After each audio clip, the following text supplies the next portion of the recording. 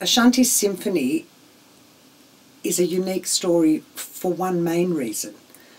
Very rarely do you read about the world of fashion and celebritydom and have spirituality come into it. Those worlds ordinarily don't cross, let alone meet.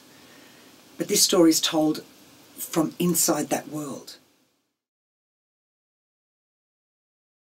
It wasn't really a conscious choice. I had met an extraordinary woman, one of the most respected literary agents in this country, and she had managed to get a hold of my first manuscript through a friend of mine, and was so incredibly encouraging and supportive and loving with the message I had to share.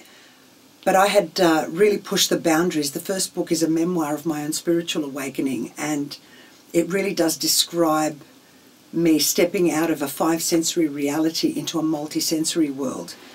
So it was quite confronting for someone that has never read anything about that.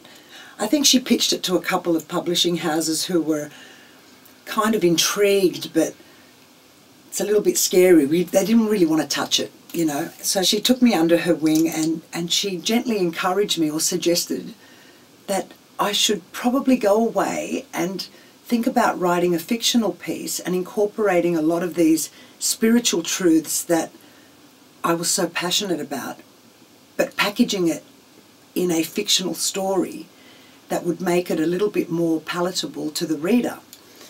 Well, I walked away from that meeting thinking, no, can't do it. So I kind of sat on it, and it was really frustrating because I didn't want to disappoint her. I really wanted to step up to that challenge, but I really didn't know where to start.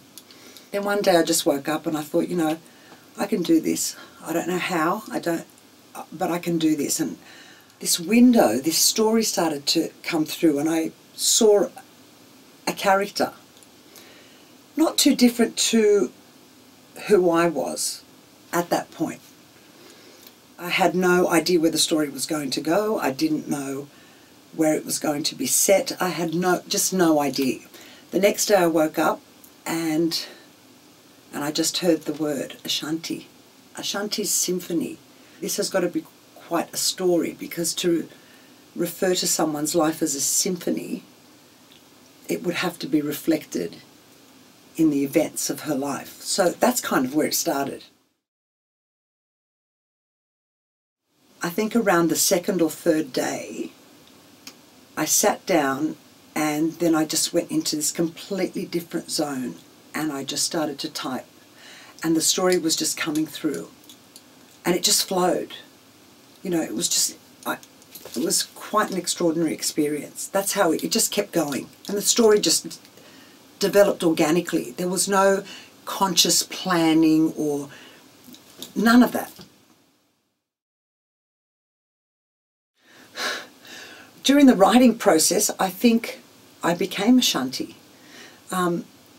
Initially, I tried to write it in the third person, be a storyteller, and I just couldn't do it. There was an emotional disconnection, and the words would come out almost empty. You know, they looked right on paper, but they didn't feel right. And I come from a totally different place, so I thought, no, it's got to be written in the first person. I have to step into this character. I have to be this character. My acting background, I guess, helped me do that. And it was, I have to be her. I have to live what I'm writing about on some level. And I just became her during that time. I felt everything she felt, everything I wrote and read afterwards. I could feel it in every cell of my body as though it was me. Am I Ashanti? No. You know, but there is an Ashanti in everyone. You know, you have to find that, the magic that is her within you. There was nothing clinical about it. There was no thought involved. I didn't consciously think about the story and what I wanted to capture in that story. It was almost like I would go into this completely different zone, and the words would just come through, almost like a download. You know, almost like channeling. It would just come through my body, out through my fingertips, and often after I came out of that trance or whatever you want to call it, I'd reread things and I'd think, wow, Lenita would read it.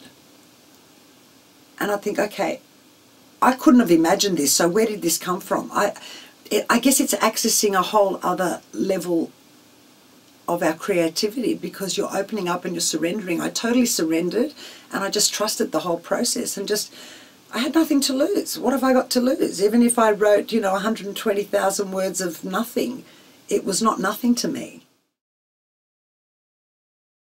Describe Ashanti Symphony. What's Ashanti Symphony about? It's about empowerment, authentic power. We're leaving behind an old paradigm on this planet. The old system isn't working.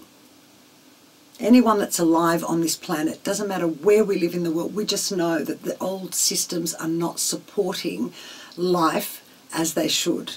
So we're stepping out of this old paradigm and moving into something new. What is that new? We're creating it. So it's all about releasing our fears, letting go of all the debilitating programming that we have been downloaded with the moment we come into physical form, and truly stepping into that place of unconditional love and learning what that is. Because I think as human beings, we've just arrived at the doorway of understanding what that is. We haven't embraced it as a collective, not yet, but it's happening everywhere. You can just see it. I witness it every single day.